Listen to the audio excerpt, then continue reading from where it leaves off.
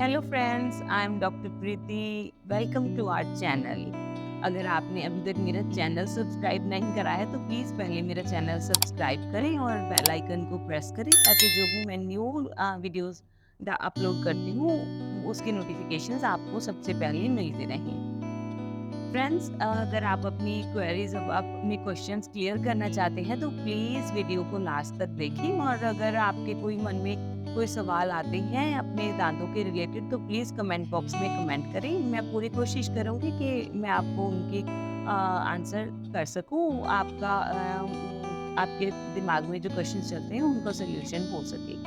तो आज का टॉपिक जो है वो एक बहुत सा कॉमन टॉपिक है जो बहुत सारे लोगों में आके क्वेश्चन पूछते हैं कि क्या दांतों की क्लीनिंग करवाने के बाद उनके दांत लूज हो जाते हैं या दांत हिलने शुरू हो जाते हैं, क्या उनमें सेंसिटिविटी डेवलप हो जाती है। तो ये वीडियो उन्हीं लोगों के लिए है जो ऐसा सोचते हैं। तो फ्रेंड्स, इसमें एक्चुअली इसमें होता क्या है कि जब हम अपने दांतों की क्लीनिंग करते हैं, ब्रशिंग करते हैं, तो कुछ एरियाज ऐसे होते हैं यहाँ पे हम अपना ब्रश प्रॉपर पहुंच नहीं पाता, या कई लोगों के दांत थोड़े आगे पीछे होते हैं, क्राउडिंग होती है, उनमें ज़्यादा प्रॉब्लम आती है। और कुछ दांतों के अपने मुंह में कुछ ऐसे एरियाज होते हैं जहाँ पे कई चीज़ें डिपॉजिट या जमनी शुरू हो जाती हैं, जिन्हें हम मेडिकल टर्म्स में कैल्कुलस बोलते हैं। जैसे कि हमारे दांतों की इस एरिया में ज़्यादातर डिपॉजिट्स जमा होने शुरू हो जाते हैं, जिन्हें हम कैलकुलस बोलते हैं। तो फ्रेंड्स, इससे क्या होता है कि जब ये थोड़ी अमाउंट में जमा होना स्टार्ट होता है और हम इस पे ध्यान नहीं देते, हम डेंटिस्ट के पास नहीं जाते, तो क्या होता है कि कई बार हमारे दांतों में, हमारे गम्स में स्वेलिंग आ जाती है ना। तो और खून निकलना शुरू हो जाता है, ब्रश करते हैं लोग, ब्लीडिंग होती है। तो ये डिपॉजिट्स के कारण ही होता है।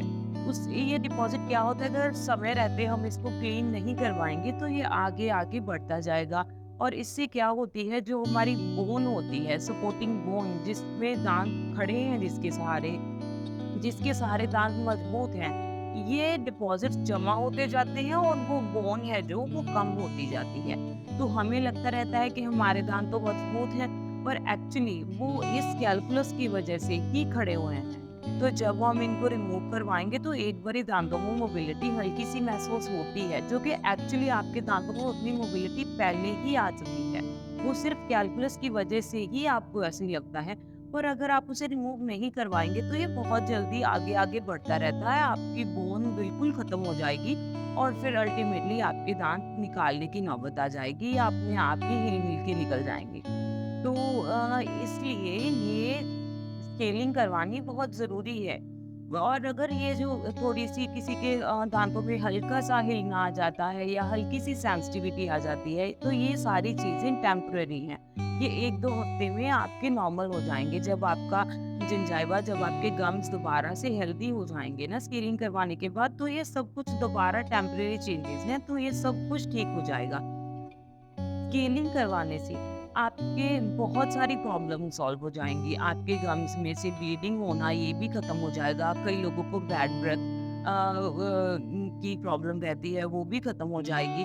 तो फ्रेंड्स, स्केलिंग करवाना बहुत ज़रूरी है। जो सेंसिटिविटी डेवलप होती है वो इसलिए होती है क्योंकि जो इतना सारा कुछ कैलकुलस जमा हुआ होता है उसे हम उतार देते हैं। तो जो सेंसिटिव गम्स हो जाते हैं वो अपने मुंह में डायरेक्ट एक्सपोज हो जाते हैं। तो जब ठंडा गर्म हम कुछ लेंगे तो उनमें थोड़ी सी सेंसिटिविटी लगने लगती है। पर मैं वही बार बार कह रही हूँ कि ये सारी चीज़ें टेम्परेरी हैं।